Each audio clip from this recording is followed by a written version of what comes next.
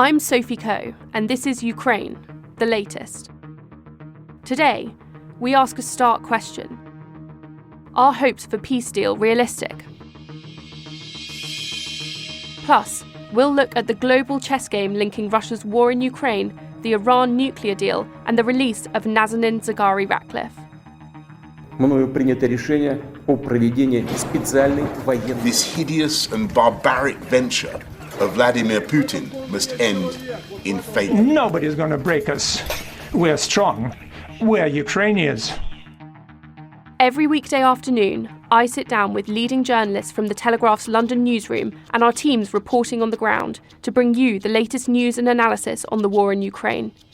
It's day 21, and today I'm joined by Dom Nichols, our Defence and Security Editor, Verity Bowman, one of our foreign reporters, and later we'll hear more from Tony Diver, our Whitehall correspondent, Olivia Utley, Assistant Comment Editor, and Mutaz Ahmed from our comment team.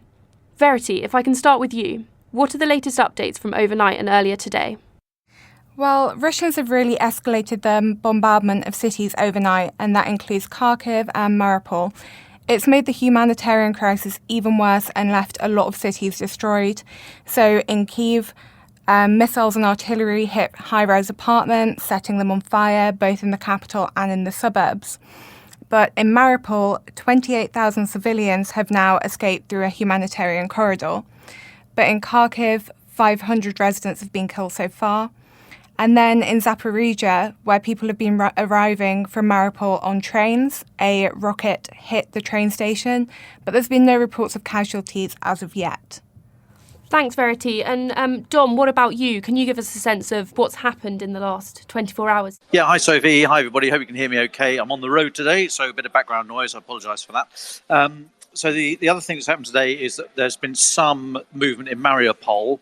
They've managed to get 20,000 civilians out of the city, but that still leaves hundreds of thousands of people still in there with no water, electricity, and the situation is very dire. The other thing to note is that NATO defence ministers are meeting today in Brussels with the Secretary General Jens Stoltenberg. So we're expecting a statement from them later this afternoon, saying a possible ramping up of military support to Ukraine. And the other thing is the bit about peace talks, but I think we're going to come on to that a little bit later. So I'll just hold fire there.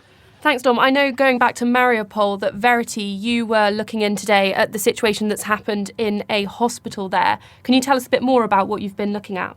Yeah, so the situation there is actually pretty dire. We've got reports of premature babies being left behind in hospitals. And in another hospital, 500 people have actually been held hostage by Russian forces. Around 400 of these people were rounded up off the streets, and 100 of these people are doctors and medical personnel.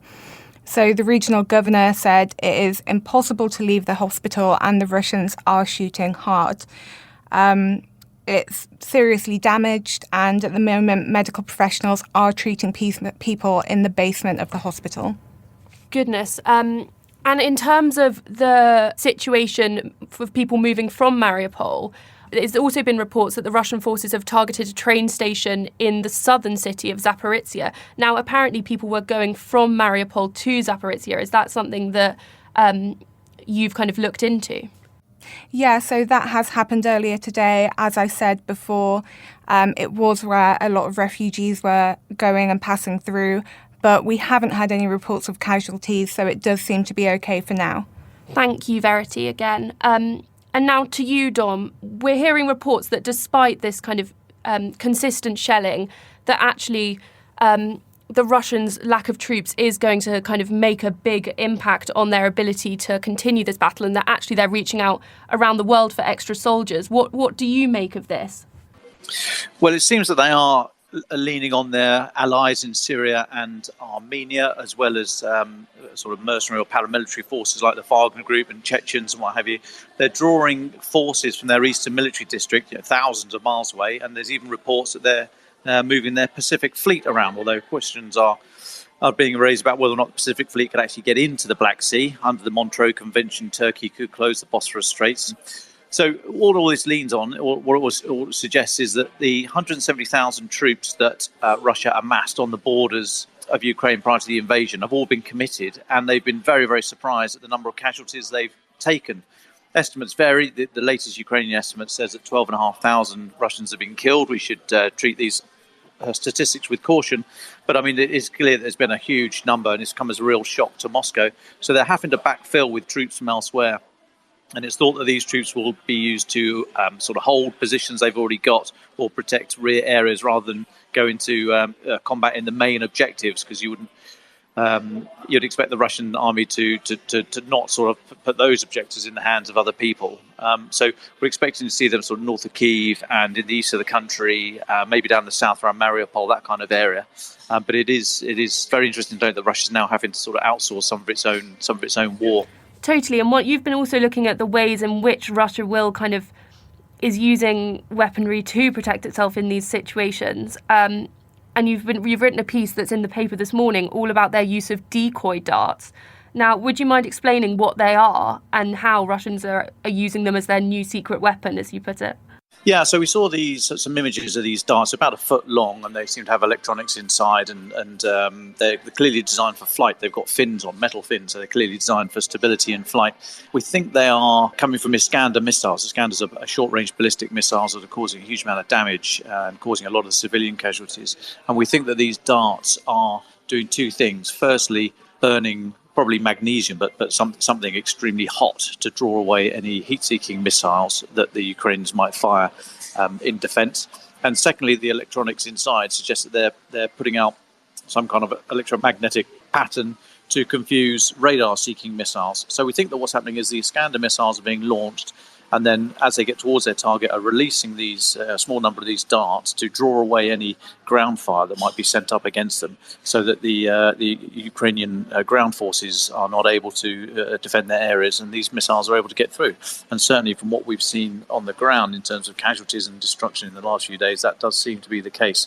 So that's where the sort of assessment is on these darts that started popping up, or images started cropping up over the last few days. Thank you. And I guess my last question in this section where we're discussing kind of the latest updates would be, where are we looking out for now in terms of places that are at risk? I heard someone this morning say that actually they don't think Kiev is at such a risk as we thought it was, because possibly Russians didn't have the troops and the firepower to physically take the centre of the city.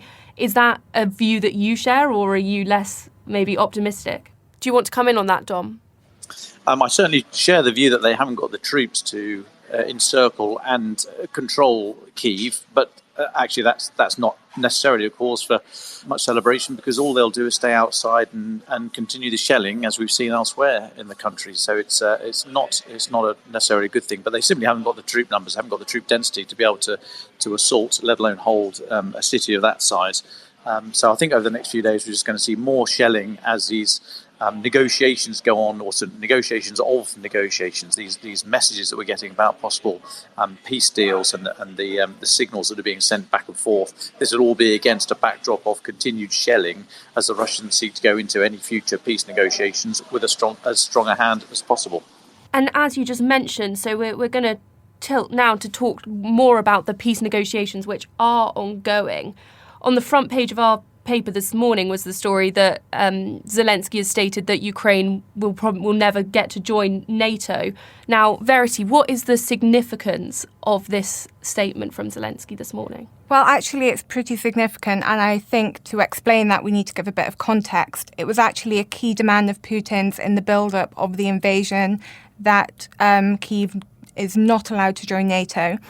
And since Russia's annexation of Crimea in 2014, Ukraine has made a big deal of joining NATO. It's a real priority. But the alliance haven't let them in yet. Putin really hates the idea of having NATO territory on the border of Russia and sees this as a bit of an existential threat. He argues that Moscow has been betrayed by the West as they broke commitments made at the end of the Cold War that NATO would not move eastward. NATO really denies these.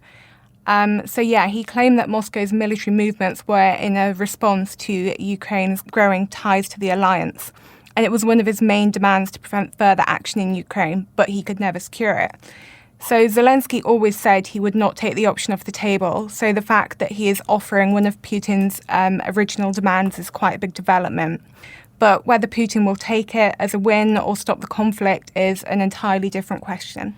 Thanks, Verity. And I wondered if anyone else wanted to come in on the significance of this statement and of, I know at PMQs earlier we heard Ian Duncan-Smith talking about the fact that actually maybe it shouldn't totally be off the table. I'm interested to hear if anyone else has thoughts on this. Dom? Well, all I'd say is that there was a piece John Simpson wrote on the BBC website today saying that Zelensky's pulled a blinder here, really, really good statecraft, because what he's done is he's, by saying that Ukraine's not going to join NATO and responding also to the statements recently about that NATO are not going to put a no-fly zone in, Zelensky's basically saying, OK, fine, well, if that's the kind of club you are, then I don't want to be part of it. So he's able to say reluctantly, I'm now no longer interested in joining your gang, which is one way of stepping closer to any peace position. So it's been, as Verity says, it's been a long-standing demand of Putin's.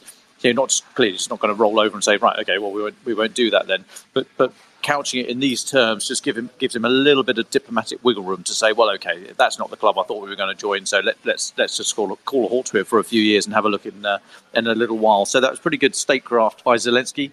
Of course, Putin then said Kiev was not seriously committed to peace, which you'd expect. But interestingly, Kremlin spokesman and actually comments from Sergei Lavrov, the foreign minister, they're now talking about a demilitarized Ukraine along the lines of Austria and Sweden, so with their own army, but demilitarized. And so what does that actually mean? But it just shows that there's some wiggle room being introduced to this debate at the moment, which can only be a positive thing. What did you think, Mutaz? Yeah, it's a sign that these there might be something in these negotiations. It's not just talk from either the Kremlin or Kiev. There might be something. Basically, Putin probably recognizes that this special military operation, as he calls it, is not going particularly well for him, and he's trying to find a way out. And it is smart that Zelensky has held this card for so long, and he's now putting it on the table. Let's be real. Ukraine was not going to join NATO, not anytime soon. NATO in 2010 said that Ukraine would not be joining for the foreseeable future. A country with border conflicts and border disputes cannot join NATO for as long as there was trouble in the Donbass. Ukraine would not have been able to join NATO anyway. So to hold this card and to sort of put it on the table now is very smart, and it sort of puts the ball in Putin's court. I was talking to Malcolm Rifkind, former Foreign Secretary, 2 days ago, who thinks now that there might be a deal around sort of fine, NATO can rule out Ukrainian membership, but there would have to be sort of security guarantees with a neutral arbitrator, the UN or something, and there might be a fudge. And he thinks that Putin didn't go into Ukraine over NATO. Putin went into Ukraine because he doesn't believe Ukraine should exist. That has failed. And so this could be a way of presenting him and the Kremlin with a way out. So it's something to watch out for. It's very, very important and positive. And just to you, Tony, I know today we had comments from Ian Duncan-Smith at PMQs where he suggested that Ukraine should go through a kind of the application process for NATO that Finland was going through. What's your take on kind of the political attitudes towards NATO membership and the Zelensky's discussion of NATO? Yes, well, Dominic Raab was quite circumspect about that, actually, when he was asking Prime Minister's questions this afternoon.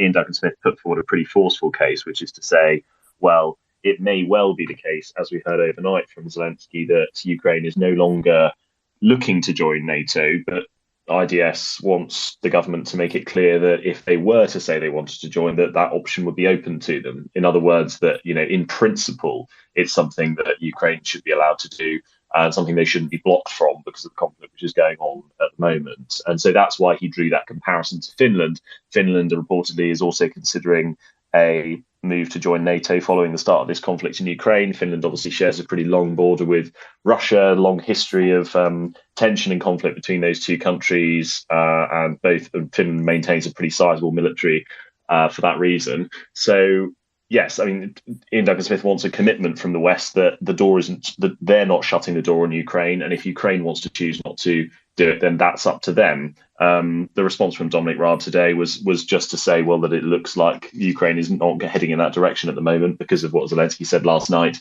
And he didn't make any firm commitment to it. But perhaps that's a sensible thing for him to be doing as a UK government minister, because perhaps now isn't the time for NATO countries to be talking up the prospect of Ukraine joining, given that is one of the key flashpoints in this conflict. Main points discussed, as Verity said, in any peace deal which is to be reached over the next few weeks. Thanks, Tony. So, Dom, I wanted to come back to you. So Liz Truss said this morning that the ceasefire and withdrawal of Russian troops would need to be the precursor to any success in these peace talks, which at the moment are kind of drawing into a war of words. But there have been reports that the ceasefire could simply allow Russians to regroup and then set on another kind of awful and dire mission. Do you share the same worries? What's your take on this? Yeah, I heard her say that, and I think this was another example of Liz Truss being a bit too fulsome in her comments when some slightly more guarded language would have been helpful. So saying that a ceasefire and complete withdrawal of Russian troops before any peace negotiations is a prerequisite. I mean, that's simply not going to happen. So you're just setting yourself up for failure there. As you said, and we discussed before on these pods, a ceasefire is loaded with political objectives from all sides, and very rarely do all those objectives coalesce around let's get the civilians out and to safety. So we've got to be very careful about what a ceasefire actually means, with people using it to rearm, regroup, take a breather, etc., etc. So we've got to be very cautious about them. But I think it's a bit hopeful to say there should be a ceasefire and all Russians should leave Ukrainian soil before we do anything. That's simply not going to happen, and she should have left herself a little bit more room to discuss there. Thanks, Dom. Dom, Verity, Mutaz, Olivia, I wonder if you had any other comments on the peace deal before we move on to discuss this kind of complex global chess game that's going on in relation to Ukraine and our oil and energy supplies. But before we do go on to that, did you have any thoughts about maybe what a compromise could look like at this stage amid this kind of war of words that's going on? The only thing I would add is I think there may well be a role here for the CSTO. That's the Collective Security Treaty Organisation, which is the sort of Russia would like to think of it as equivalent of NATO. It's not. It's five nations, but it's a collective security organisation, with Russia being kind of 98% of it. But it does leave the room for, let's suggest, some CSTO troops in the Donbass, maybe Armenians, Kazakhstan, Belarus, maybe, probably not Belarus, but certainly maybe Armenians, Tajiks, who might be able to police some sort of deal. So instead of NATO or the UN having these troops, which might be the fudge that Mutaz was talking about. So we all know that these are going to be, if not Russian troops in other uniforms, certainly under pretty firm direction from Moscow.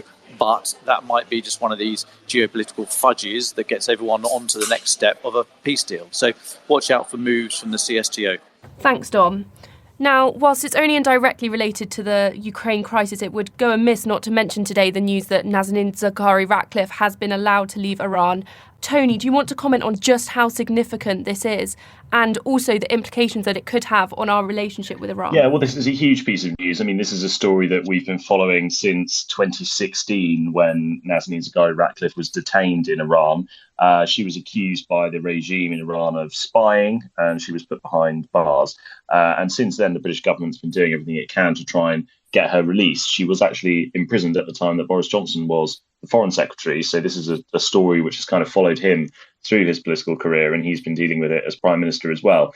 One of the key things that we know about this story is that her husband, Richard Ratcliffe, has been lobbying the British government on this side to try and get them to do more to release her. He's done 2 hunger strikes, the most recent of which I think was almost 2 weeks long, where he sat outside the Foreign Office just off Whitehall and didn't eat and camped out sort of in an attempt to persuade the government to do more to release her. And Tulip Siddiq, a Labour MP who's been trying to secure her release, has tweeted a photo of her on a plane on the way back to the UK, which is fantastic news. At the same time, we've also got a statement from the Foreign Secretary, Liz Truss, who says that the UK has settled that outstanding £400 million debt with Iran. So that's the debt for some tanks that were bought by the Shah in the 1970s that were never delivered. So that was always the sticking point in this negotiation. And the Foreign Secretary says that money's been paid.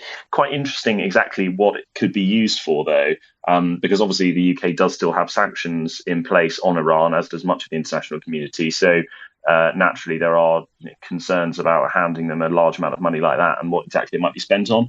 It seems that the negotiation that's gone on behind the scenes here between officials on both sides is that the funds that have been sent by the UK, that £400 million, is restricted to being used for humanitarian purposes only, which I think is a quite interesting way of getting around these two things. So, I mean, it's a pretty extraordinary story, given that there were points at which over the last 5 years that we thought it wasn't going to happen and that she was going to spend the rest of her life in an Iranian jail. And this morning, fantastic news for her and for her husband and for everyone else who's been following this.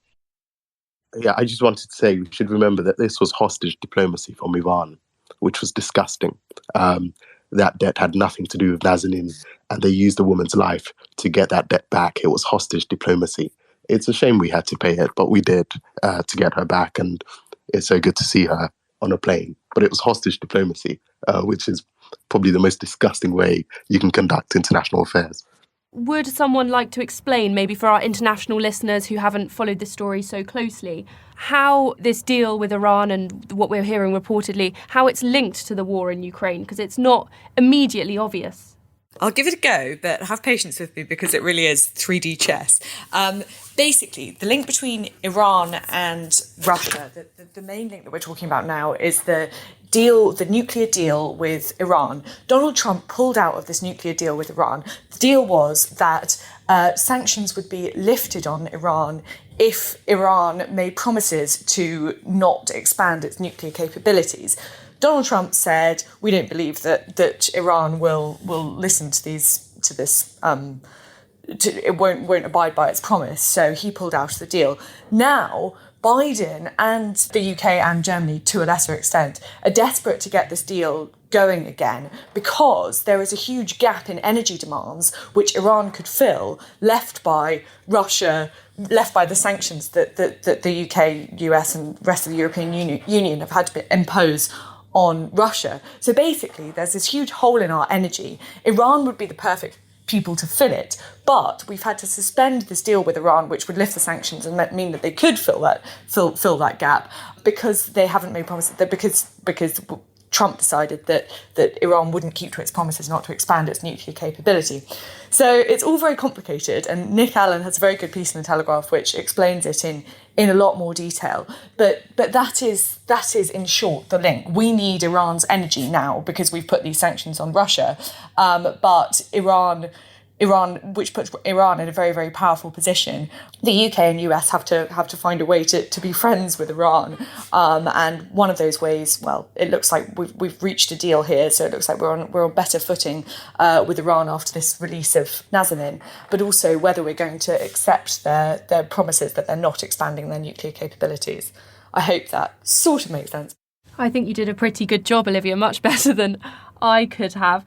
This deal with Iran, and we've been discussing the Iran nuclear deal, we've also got Boris Johnson in Saudi Arabia, once again kind of looking for energy outlets. Would anyone like to come in on exactly the task that's cut out for Boris Johnson there and also the tricky path that he's walking in a nation associated with atrocities?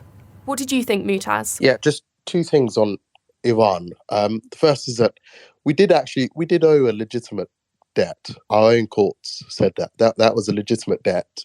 Iran purchased military equipment, the Shah did. We didn't send that military equipment and we didn't refund them the money. So we've reached an agreement on that. It was legitimate debt. And on the Iran deal, I think Liv did it perfectly. But it's important to note that the UK has always supported the JCPOA, which is the Iran nuclear deal. When Trump pulled out, we were against it. I think we tried to sort of keep it alive with the Europeans. And it looks like we might be close to a deal where America returns to that now. That's the context. Relations with Iran have stalled since Trump pulled out, but they have been on an upward glide since about 2014. And there's one country now that risks toppling the whole agreement, and that's Russia. So it's a very complex geopolitical game. It's a mess. Boris Johnson is in Saudi Arabia, I think, trying to encourage Mohammed bin Salman to increase oil output, because we have now said that we're phasing out Russian oil by the end of the year, which I think makes up something like 5% of our energy. And we do need the Saudis to pump out more oil. That's not necessarily in Saudi Arabia's interest, because the more oil you pump, the cheaper the price of oil becomes. And so Saudi Arabia makes less revenue. So it will take some convincing from Boris Johnson. But he has had, for some years now, ever since he was Foreign Secretary, a close relationship with Mohammed bin Salman, the Crown Prince, the key power really in Saudi Arabia. They text constantly, apparently. And the hope is that on behalf of not just the UK, but much of Europe, he can convince Saudi Arabia to increase oil output. You pointed to sort of the human rights concerns. They are there. Saudi Arabia recently executed 81 people, I think. But people, not necessarily the Conservative Party, but those sympathetic to Boris Johnson's trip would say Saudi Arabia is not a geostrategic adversary in the way that Russia is. And so they would say that Britain needs to, criticize Saudi Arabia in a friendly way and encourage Saudi Arabia to be better. And they point to sort of MBS's social reforms as an example of Saudi Arabia becoming better and a more open society. But Saudi Arabia and Russia are not equivalent in that Russia is a geostrategic adversary. And over to you, Tony. I think there's something else going on here which is probably worth reflecting, which is that, in simple terms, the main problem facing the government at the moment is that energy prices are too high and the supply of fossil fuels is too limited. And so what Boris Johnson and his ministers are trying to do in both of these cases, both in Iran and in Saudi Arabia, is to get the Gulf states who have access to all of this oil to increase their supply, to try and bring the price down, to try and protect energy security. There's slightly two issues here. One of them is that the energy costs a lot.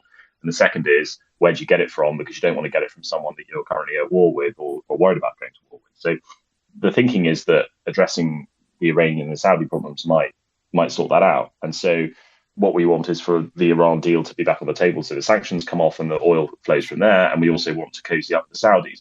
The main tension that Boris Johnson faces, though, is that Iran and Saudi Arabia do not get on. And historically, they've never got on. And there's a huge geopolitical issue going on in the region between those two countries. And at the moment, the main thing that's stopping Saudi Arabia from accepting the demands of the West to increase those oil exports and to cozy up with Boris Johnson and to President Biden is that it doesn't feel that the West is taking its own security concerns that it has about Iran seriously. And the ongoing war in Yemen, there are Houthi rebels in Yemen who are Iranian-backed, which are firing on Saudi targets.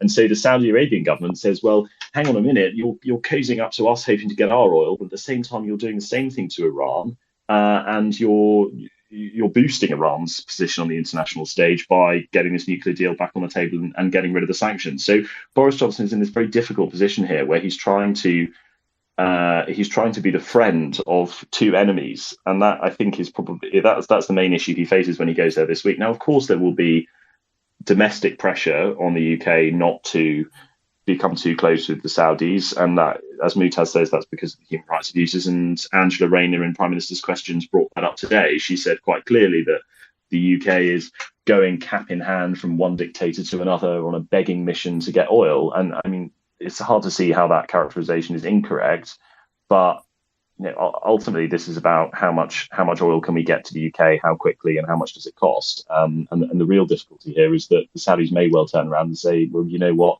looks to us like you're now friends with Iran again, so we're not going to do it. Yeah, I think that's really well explained and very good point. And the other problem, obviously, that we have, which shouldn't go unmentioned, is that Donald Trump did have a point when he pulled out of the deal. There's an interesting Telegraph leader yesterday, which is worth a read, just pointing out that Iran has never obliged by its international commitments. It does seem to be quite naive that's what Donald Trump thought, and that, it's hard to say that it's not naive to be sort of walking into this deal with Iran again. Will they really abide by their promises not to expand their nuclear capability? And as we've seen from what's happening in Russia, when a dictator gets nuclear weapons, then they've got all the power. And if we let, Tehran become Moscow, then we'd be in serious trouble. So this all depends on Iran telling the truth about its nuclear capabilities. And can we really trust them to be doing that? And if not, then what are we letting ourselves in for?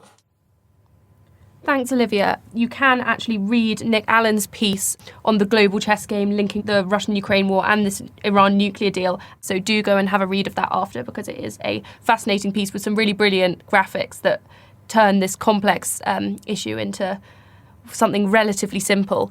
I guess one of my final questions today would be, we've been discussing a lot the political implications for this on the world stage, but another part of our weekly Wednesday political updates has been looking at how this plays out for Boris Johnson as a leader and maybe even Liz Truss as a foreign secretary. I wondered if you had any thoughts about how this is playing into Boris's campaign as a war leader, I guess. Well, Boris Johnson is much safer now than he was a few weeks ago. In fact, he's sort of been revived in a way. He's got this renewed energy and renewed support from his party. Scottish Conservatives have, or their leader at least, Douglas Ross, has withdrawn his letter of no confidence. This is sort of a new lease of life for the Prime Minister, and his popularity is rising. So the immediate sort of threat to him has not just vanished. It's, unless there is a new scandal, it won't return.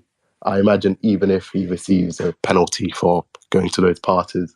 But as we've just been discussing, the PM now faces crisis everywhere. If we want to talk about COVID again, COVID cases are rising. There is trouble in the Middle East, and we may see Israel take matters into its own hands when it comes to Iran. And there's a war in Eastern Europe. So he's a busy, busy man. As we're kind of coming towards the end of our space, I'd love to go to you all for final thoughts, if possible. Should we start with you, Verity? Yes, of course. So I think the main takeaways from Ukraine right now are that we are going to see more shelling, we are going to see more people dying, and we are going to see more people running away and going over the border to Poland and other countries. So right now I think the focus should be on the humanitarian crisis and the human cost of all of this going forward. Thanks, Verity. Why don't we go to you, Tony? Do you have any final thoughts? Sure, yeah, I would say from the political point of view, I think there are reasons to be cautiously optimistic about this. I agree with Verity that we're very much still in the throes of war in Ukraine, but I think some of those comments overnight and the suggestion that there might be some deal to be struck is good. And as Dom said last week, the majority of wars end in diplomacy. They end in a deal being reached. They don't end in one side being vanquished by the other. And I think it's important to remember that. So if we're one step closer to that, then that's good news. And in the meantime, all the stuff we're seeing about global energy security seems to be moving in the right direction as well. So I agree with Verity. There's no doubt that this will continue to be a desperate and violent conflict, but it does feel like there's a possibility that we may have turned a corner. Thanks, Tony. What about you, Mutaz? Yeah, I agree with what Tony and Verity have just said. This was supposed to be a rapid intervention by Vladimir Putin. He had poor information, which is what you get with autocrats, and he thought he could succeed very quickly, and we may actually see a rapid retreat now if any deal is struck. But there's a sad irony, which is that the closer we get to peace in Ukraine, the more pressure there will be on civilians and big cities like Kiev, because the Kremlin will want to put itself in a position where it has maximum leverage. And so, the more the Kremlin wants a deal, the more it will attack in the short term. So it won't get much better, at least for the next few days or weeks. That's just the sad reality. Thanks. And Olivia, to you for the final word. Well, everyone sort of covered what I would say about the situation itself, but I think what also is interesting and what we should be looking out for this week is how these negotiations go with Boris in Saudi Arabia, because Britain is going to have to plug its energy hole, as are Europe, the rest of Europe and the US, the energy hole that's been left by Russia quickly. and it's now in the hands of both Iran and Saudi Arabia, which aren't particularly people you want to have as your close allies. So how Boris is going to sort of square that circle between those two enemies and plug Britain's energy hole will be very interesting, and we should watch out, see how that goes, because it'll have ramifications in the months ahead. To stay on top of all our Ukraine news, analysis and dispatches from the ground, subscribe to The Telegraph. You can get your first 30 days completely free at telegraph.co.uk/audio, or sign up to Dispatches, our daily Ukraine newsletter, which brings stories from our award-winning foreign correspondents straight to your inbox. You can listen to this conversation live at 1 p.m. each weekday on Twitter Spaces. Follow The Telegraph on Twitter so that you don't miss it. If you found this show helpful, follow Ukraine, the latest, on your podcast app, and if there's something we could do to make it even more useful, do let us know. You can email podcasts@telegraph.co.uk. Ukraine the Latest is produced by Louisa Wells and Giles Gear, and on Twitter, Alice Hearing.